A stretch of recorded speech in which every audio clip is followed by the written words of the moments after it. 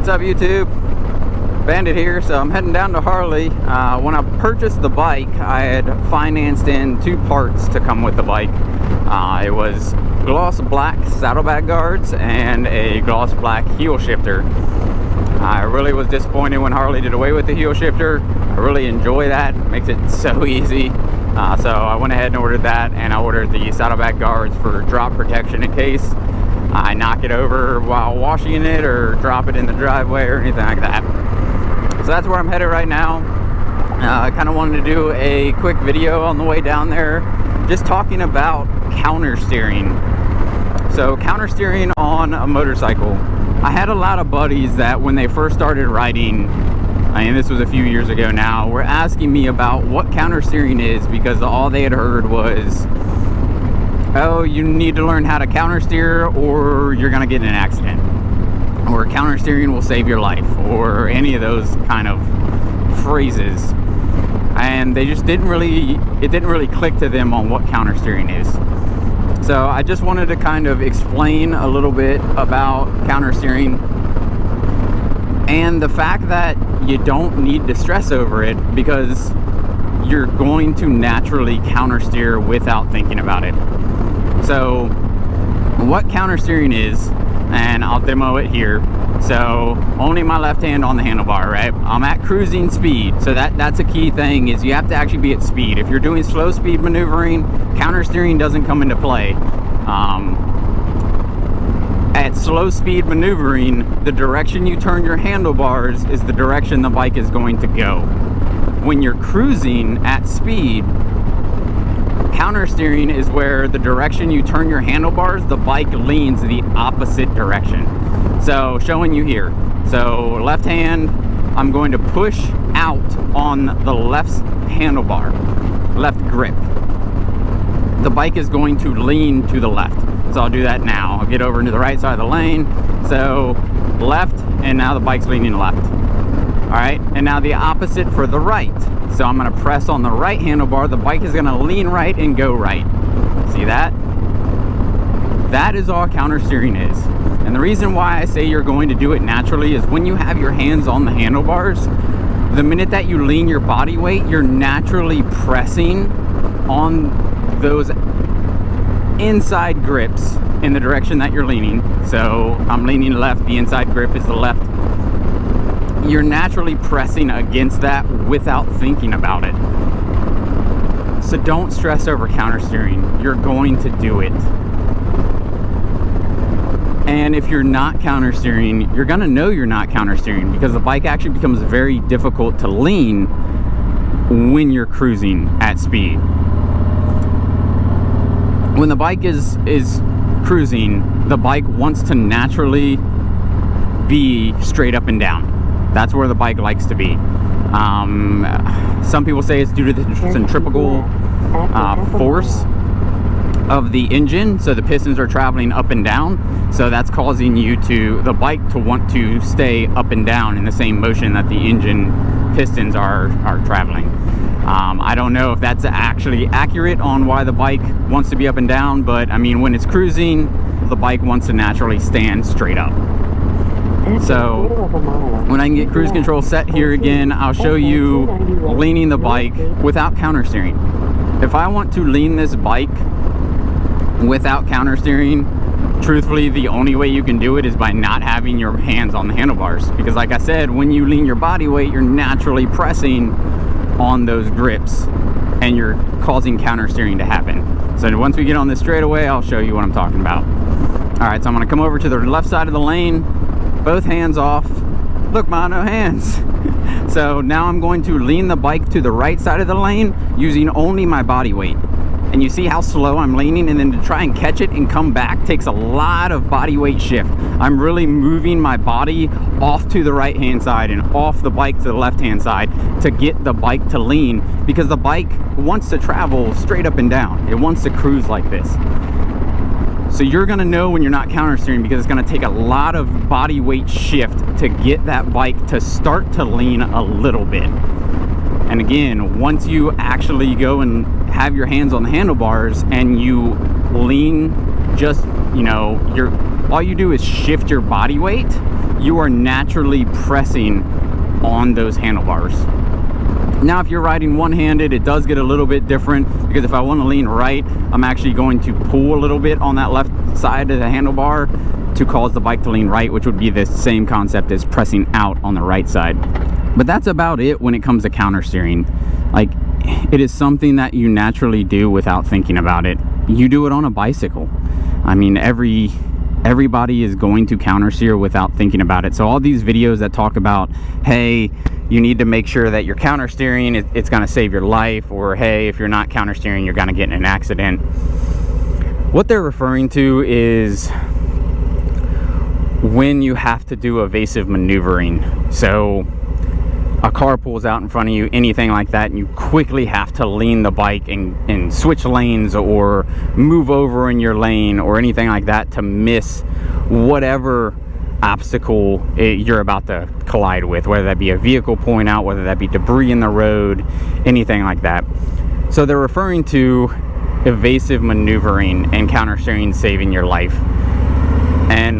But like I said, once you see whatever object it is and you go to react to move the bike, you're gonna naturally counter steer and you're gonna get that bike over out of the way.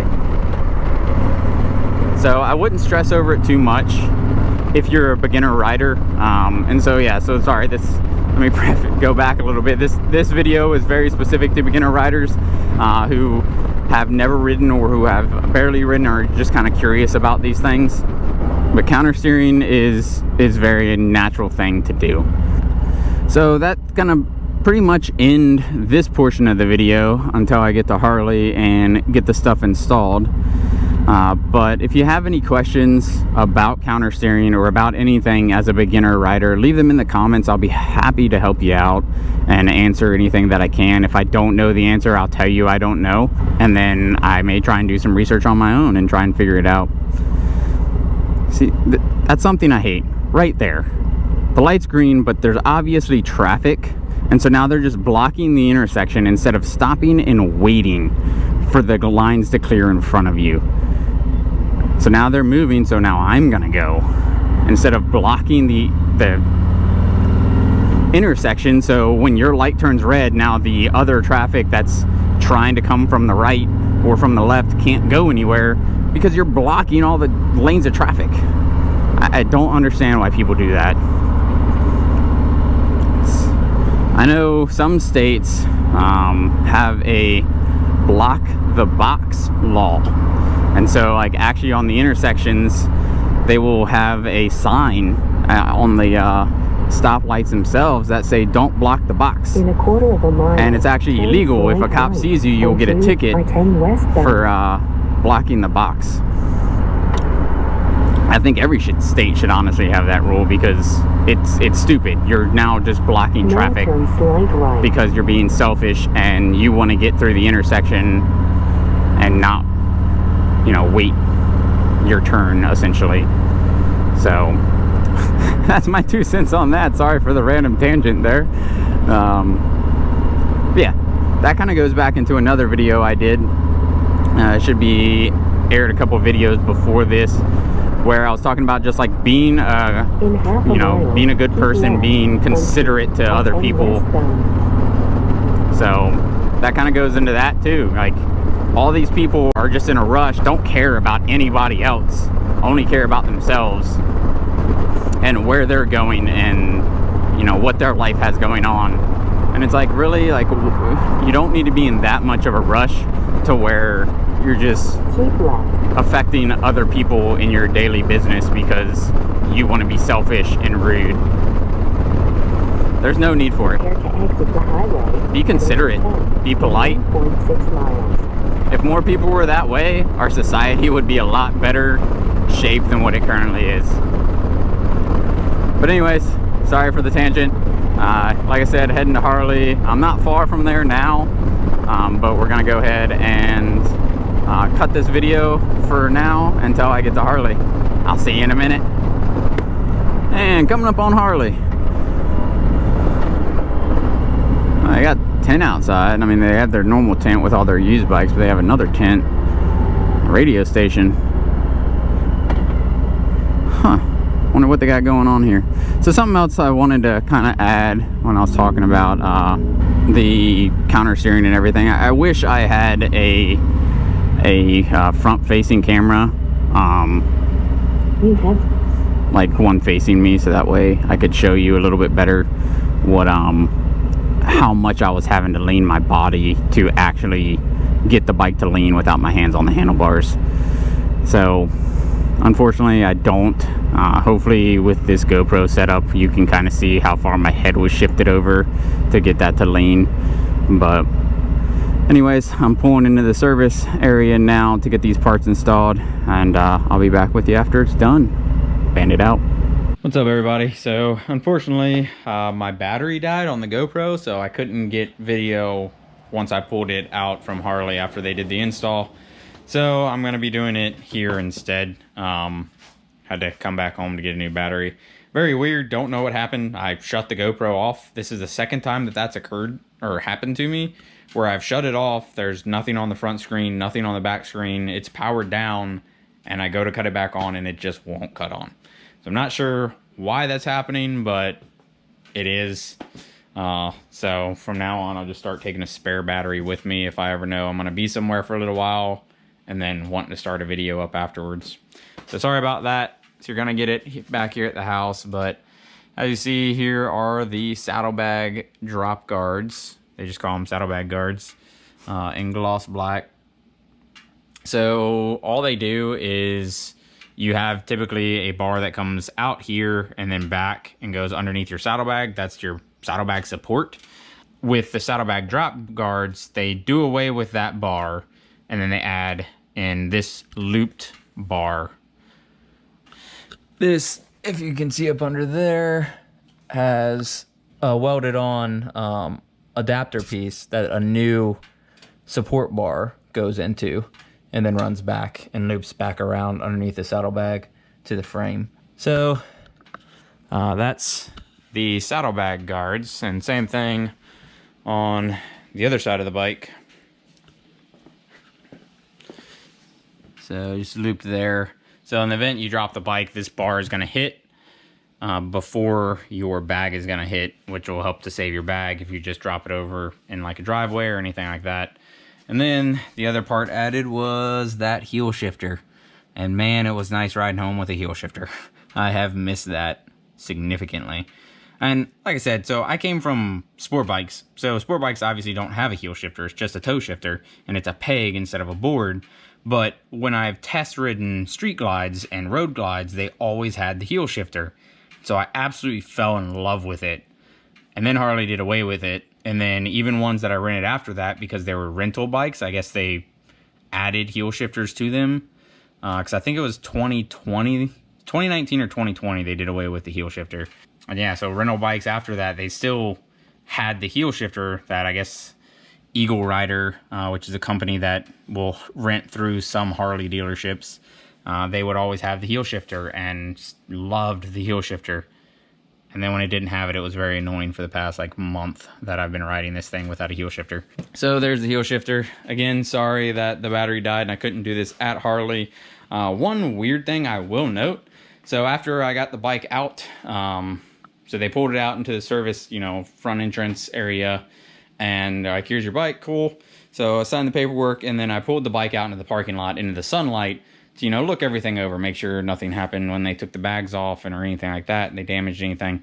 So I did a once over of everything, and I noticed that this left side saddlebag no longer has the metal skid plate that goes right there. You can still see where the adhesive was for where the skid plate used to be. So I don't know if the skid plate fell off or like on the way to Harley this morning, but I also didn't check to see if it was there because it could have fallen off on any one of my rides up to this point. But yeah, so it should have that guy right there. So I went back inside, told them about it. They came out, they looked at it, they said that's weird. They went inside, looked around the shop, they didn't see any of them like laying around anywhere. So they were like, well, we don't have it laying around where the bike was. So the only thing I can think of is it fell off going down the road, which is just, all they are is an adhesive to go on. So the adhesive didn't adhere properly and fell off. So they went ahead and put the order in for a new one for me, and free of charge, bike under warranty and everything else. So hopefully have that here in a couple days. They said that item is not on back order, so they should get it here in a couple days, and they'll give me a call when they do. But yeah, that's about it. Just wanted to kind of show you guys the new additions to the bike. Other than that, if you have any questions or anything about the parts or anything else, please leave them in the comments below, and I'll do what I can to answer any and all of them. And as always, stay safe out there, keep the rubber side down, and I'll see you on the road. Bandit out.